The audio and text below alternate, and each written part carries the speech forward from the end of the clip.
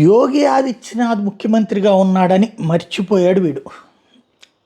వీడు ఏకంగా యూట్యూబ్ వీడియోలు, ఫేస్బుక్ పోస్టులు, ట్విట్టర్లో పోస్టులు పెట్టాడు. వీడి పేరు మజన్ రాజా. వీడు యోగి ఆదిత్యనాథ్ని సవాల్ చేశాడు. ఏమనంటే, కుంభమేళా నువ్వు ఎట్లా చేస్తావో చూస్తాను, మహాకుంభమేళా అనేటటువంటిది జరిగేటటువంటి సందర్భంలో తలలు నరికి చూపెడతాము, ఎన్ని తలలు నరుకుతాయో నువ్వు ఎన్ని తలలు నరికామో లెక్కలేసుకుందు కానీ యోగి ఆదిత్యనాథ్ మహాకుంభమేళా ఆపేసి అంటూ హుకుం జారీ చేసిన టైప్లో మాట్లాడుకొచ్చాడు. అయితే సోషల్ మీడియాలో ఇది కాస్త వైరల్ అయింది.